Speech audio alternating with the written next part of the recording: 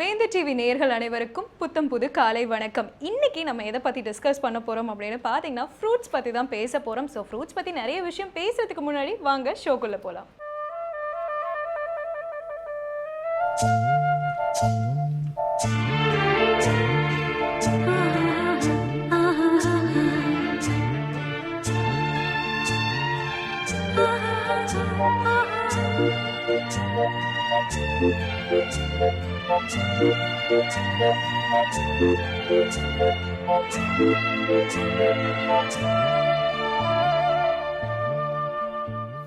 Fruits அப்படின்றது வந்து எல்லாருக்குமே பிடிச்ச ஒரு விஷயம் தான். ஸோ இந்த ஃப்ரூட்ஸ்லையும் பார்த்தீங்கன்னா நிறைய கமர்ஷியல் ஃப்ரூட்ஸ் வந்து க்ளோனிங்கில் இருக்கும். அதாவது வந்து இப்போ வந்து நீங்கள் வந்து ஒரு மார்க்கெட் போகிறீங்க அப்படின்னு போது வந்து நிறைய ஃப்ரூட்ஸ் வந்து இருக்கும். ஸோ பார்க்க வந்து இதெல்லாமே வந்து ரொம்ப ஃப்ரெஷ்ஷான ஃப்ரூட்ஸ் அப்படின்னு நம்ம நினைப்போம். பட் ஆப்வியஸாக வந்து இதெல்லாமே வந்து ஃப்ரெஷ்ஷான ஃப்ரூட்டே கிடையாது. ஏன்னா பர்ஃபெக்டாக இருக்க ஃப்ரூட்ஸ் எல்லாமே பார்த்தீங்கன்னா வந்து க்ளோனிங் பண்ணியிருப்பாங்க.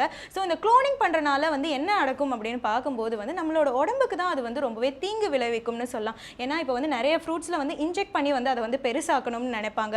அப்பதான் வந்து நல்லா பெருசா இருக்கு, ஸோ வந்து நிறைய குவான்டிட்டி இருக்கும் இந்த ஃப்ரூட்ஸ்ல சாப்பிடும்போது அப்படின்னு நிறைய பேர் நினைப்பாங்க. ஸோ அது மட்டும் இல்லாமல் வந்து ஆல்ரெடி இந்த ஃப்ரூட் வளரக்கூடிய சீட்ல கூட க்ளோனிங் பண்ணியிருப்பாங்க அப்படின்னு சொல்றாங்க. ஸோ இதெல்லாம் தடுக்கணும் அப்படின்னா என்ன பண்ணணும்னா, ஒரு ஃப்ரூட் வாங்கின உடனே வந்து நம்ம வந்து நல்லா வாஷ் பண்ணிட்டு தான் அந்த ஃப்ரூட்டை வந்து நம்ம வந்து சாப்பிடணும். ஸோ இந்த பியூட்டிஃபுல்லான இன்ஃபர்மேஷனோட நம்மளோட ஃபர்ஸ்ட் செக்மெண்ட் பார்த்துடலாம். இது சூரியோதயம்.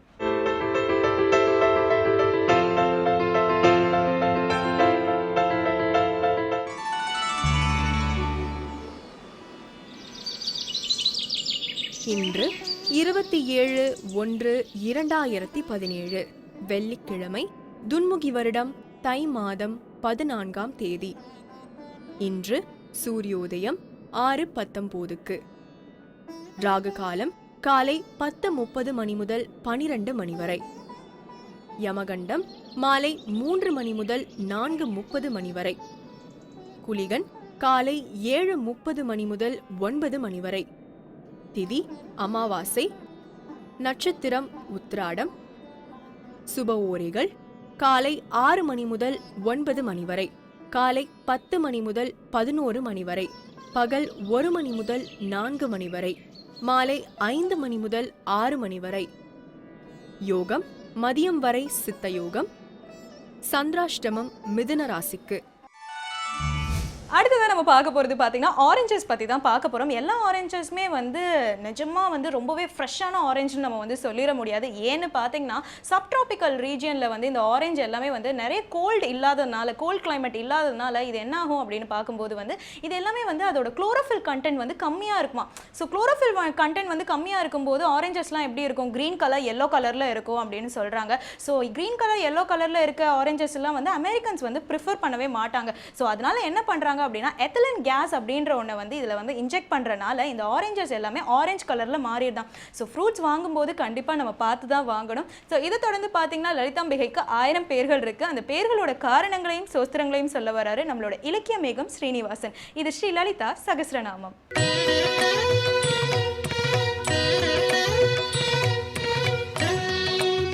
ஸ்ரீவித்யோபாசனாசக்தம் ஸ்ரீவித்யாபீடபூஷணம் ஸ்ரீவித்யாபினவம் வந்தே ஸ்ரீ கிருஷ்ணானந்த சர்க்குரும். அனைவருக்கும் இனி காலை வணக்கம்.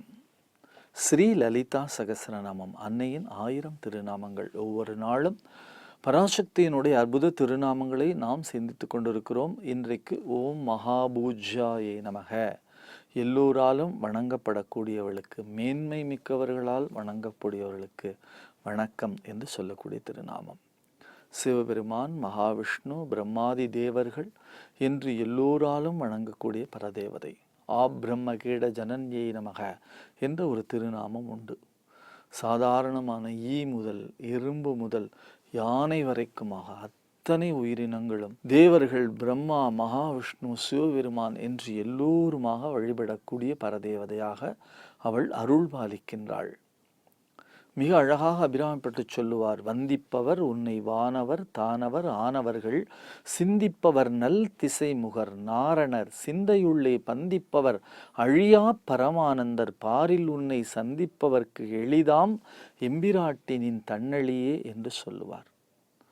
எப்படிப்பட்டவளாக நீ இருக்கிறாய்? எல்லோரும் வந்திப்பவர் உன்னை வானவர் தானவர்கள், அரக்கர்களும் வழிபாடு பண்ணுகிறார்கள், தேவர்களும் வழிபாடு பண்ணுகிறார்கள். சிந்திப்பவர் நல் திசைமுகர் நாரணர். பிரம்மதேவனும் இந்திரனும் மகாவிஷ்ணுவும் சிந்தித்து கொண்டே இருக்கிறார்கள். சிந்தையுள்ளே பந்திப்பவர் சிவபெருமான் ஹிருதயத்துக்குள்ளே பதித்து வைத்திருக்கிறானாம். சிந்தையுள்ளே பந்திப்பவர் அழியா பரமானந்தர். பின்னாலே ஒரு பாடல்ல அபிராமி பற்றி சொல்லுவார், யாரெல்லாம் வழிபாடு பண்ணுகிறார்கள் என்று நீண்ட நெடிய பட்டியலை நமக்கு தருவார். அந்த பட்டியலிலே சொல்லுகிறார், ஆதித்தன், அம்புலி, அங்கி, குபேரன், அமரர், தங்கோன், போதிற் பிரமன், புராரி, முராரி, பொதிய முனி, காதிப்பொருவடை கந்தன், கணபதி, காமன் முதல் சாதித்த புண்ணியர் எண்ணிலர் போற்றுவர் தையலையே என்று சொல்கிறார். எல்லோருமாக வழிபாடு பண்ணுகிறார்கள்.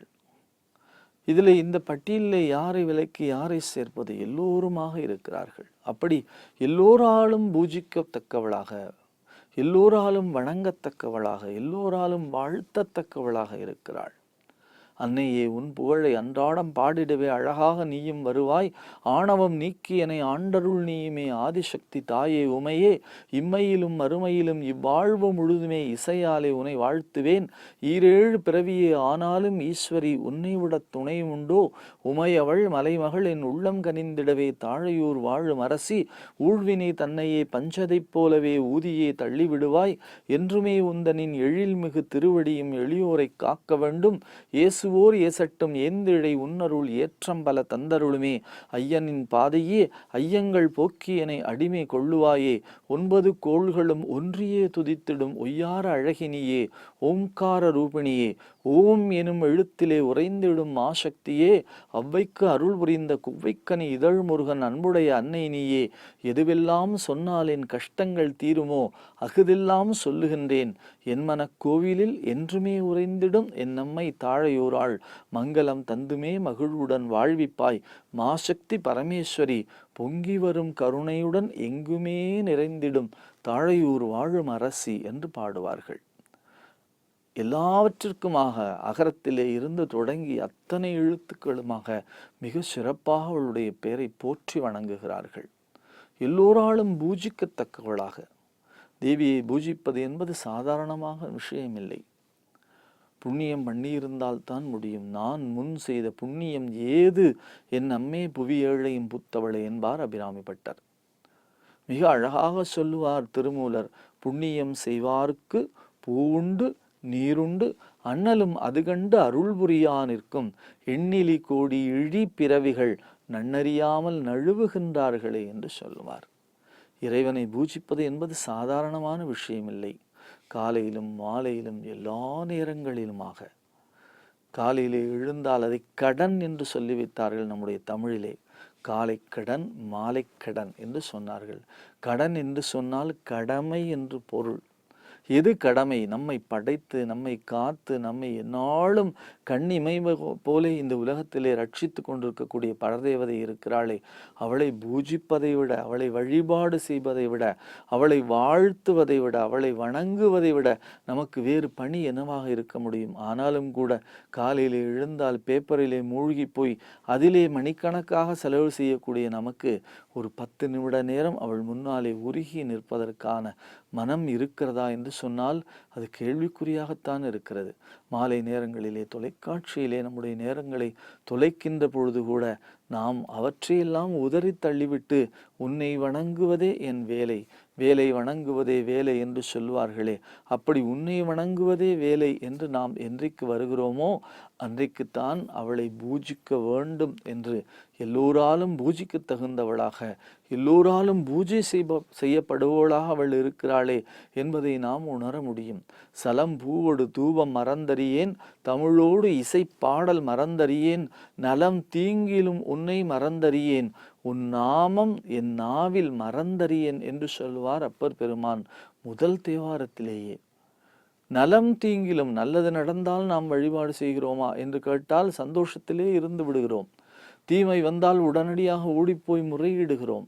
நன்மை வந்தாலும் சரி, தீமை வந்தாலும் சரி, உன்னை வழிபட வேண்டும் என்பதிலே நான் உறுதியாக இருக்க வேண்டும் என்று சொன்னார்கள். நலம் தீங்கிலும் உன்னை மறந்தறியேன், உன் நாமம் என் நாவில் மறந்தறியேன் என்று சொன்னார்கள். இடையராது பகவான் ராமகிருஷ்ணன் சொல்வார், நீங்கள் உலகத்திலே காரியங்களை ஆற்றுகின்ற பொழுது, செயல்களை செய்கின்ற பொழுது, 2 கைகளிலே ஒரு கைகளாலே இறைவனுடைய திருப்பாதங்களை கெட்டியாக பற்றி கொண்டு இன்னொரு கையாலே நீங்கள் இந்த உலகத்தினுடைய கடமையை ஆற்றுங்கள் என்று சொல்லுவார். ஏனென்றால் ஒரு கைகளாலே இறைவனுடைய திருப்பாதங்களை பற்றி கொண்டு நாம் செயல்களை ஆற்றுகின்ற பொழுது இறைவனுடைய திருப்பாதங்கள் இருக்கிறதை நமக்கு வழிகாட்டி கொண்டே இருக்கின்றன என்பார். ஆகையினாலே பூஜை செய்ய வேண்டியது, தேவியை போற்ற வேண்டியது, தேவியை ஆராதனை செய்ய வேண்டியது நம்முடைய அடிப்படையான கடமை. மோகனன் துணையே போற்றி, முழு நில வடிவே போற்றி, உலகங்கள் தேடும் முதற்பெரும் பொருளே போற்றி, தேகத்தை ஒளியை வைத்த செம்மணி குன்றே போற்றி, தீராத ஆசைக்குள்ளே திருவன நிற்பாய் போற்றி, ஓர் கணம் தொழுதால் கூட ஓடி வந்த அழிப்பாய் போற்றி, ஊர்ந்தமா மேகவண்ணன் உவப்புற சிரிப்பாய் போற்றி, தாள்களில் பணிந்தேனம்மா தன்னருள் தருவாய் போற்றி, தலை முதல் பாதம் மட்டும் தாழ்கின்றேன் போற்றி போற்றி என்று சொல்லுவார் கவியரசர். அப்படி அவளை பூஜிக்க வேண்டும். பூமாலை புகழ்ந்து ஏத்தி புனைந்து பாடி என்று சொல்லுவார்கள். பூமாலையை சாத்தி அவளை புகழ்ந்து பாடி தலையார கும்பிட்டு கூத்துமாடி என்று சொல்லுவார் மாணிக்க வாசகர். அவளை வழிபாடு செய்வதிலே நாம் நம்முடைய கடமையாக எடுத்துக்கொள்ள வேண்டும். நம்முடைய அடுத்த தலைமுறைக்கு, நம்முடைய பிள்ளைகளுக்கு காலையிலே கொஞ்ச நேரம், மாலையிலே கொஞ்ச நேரம் கட்டாயமாக இறை வழிபாடு செய்ய வேண்டும் என்பதை நாம் வழிபாடு செய்து வழிகாட்டுதல் வேண்டும். அதுதான் மிகுந்த அவசியமான விஷயம். ஏனென்றால் எல்லோராலும் பூஜிக்கத்தக்கவளாக இருக்கக்கூடிய அந்த பரதேவதை இருக்கிறாளே, அவளை நாம் பூஜிப்பதற்கான பேற்றினை கேட்டு பெற வேண்டும். அது சாதாரணமான விஷயம் இல்லை. பூக்களை கொண்டு அவளுடைய திருப்பாதங்களிலே நாம் அர்ச்சிக்கக்கூடிய பேரோ, அவளுடைய நாமத்தை சொல்லி பாக்களாலே அவளை பாடி பரவக்கூடிய பேற்றினையோ நாம் ஒவ்வொரு நாளும் பெற வேண்டும். மாதத்தில் ஒரு நாள் கூட மறந்திடாய் போற்றி போற்றி என்று சொல்லுவார்கள். அப்படி ஒரு நாள் கூட மறந்து விடாமல், உன்னை நான் மறந்து இருக்க மாட்டேன், எந்நாளும் உன்னுடைய திருப்பாதங்களை பற்றி கொள்ளுவேன் என்று நாம் கெட்டியாக அவளுடைய திருப்பாதங்களை பிடித்து கொள்ள வேண்டும். யான் உன்னை தொடர்ந்து சிக்கென பிடித்தேன், இங்கு எழுந்து அருளுவதினியே என்று கேட்பார் மாணிக்க வாசகர். அப்படி தொடர்ந்து சிக்கென பிடித்து கொள்ளக்கூடிய பூஜிக்கத்தக்கவளாக அவள் இருக்கிறாள். தேவரும் மூவரும் தான் அவளை பூஜிக்கிறார்களா என்று கேட்டால், தேவரும் மூவர்களும் சித்தர்களும் யோகிகளும் ஞானிகளும் சதா சர்வ காலமும் பூஜித்து கொண்டிருக்கிறார்கள். எம்பெருமான் பரமேஸ்வரன் பந்தித்து மனதிற்குள்ளே பந்தப்படுத்தி வைத்து பூஜிக்கிறார் என்று சொன்னால், நாம் ஒரு நாளைக்கு 2 முறையாவது, காலை மாலை என்று சொல்லக்கூடிய 2 முறையாவது நாம் கட்டாயமாக பரதேவதையை, பராசக்தியை, அவளுடைய திருப்பாடல்களை பாடி பூஜிக்க வேண்டும். விளக்கினை ஏற்றி வைத்து ஒரு சிறிய மலரையாவது அவளுடைய பாதங்களிலே வைத்து, ஒரு கற்கண்டையோ, ஒரு கிஸ்மிஸ் பழத்தையோ, ஒரு பேரிச்சம்பழத்தையோ, ஒரு கிண்ணத்திலே பாலையோ வைத்து அவளுக்கு நிவேதனம் செய்து பூஜித்தால் மிகப்பெரிய நன்மைகளை அவள் எந்நாளும் அள்ளி வழங்குவாள் என்பதனாலே தான் லலிதா சகஸ்ரநாமம் அவளுக்கு ஓம் மகாபூஜ்யாயை நமக என்கின்ற திருநாமத்தை நமக்கு அள்ளி வழங்கி இருக்கிறது. அத்தகைய திருநாமம் அவளை பூஜித்து சகல நலன்களையும் இந்த விடியற் காலையிலே வழங்க வேண்டும் என்று பிரார்த்தித்து, லலிதா சகஸ்ரநாமத்தின் அற்புத திருநாமங்களை தொடர்ந்து சிந்திப்போம். நாளை சந்திப்போம். நன்றி, வணக்கம்.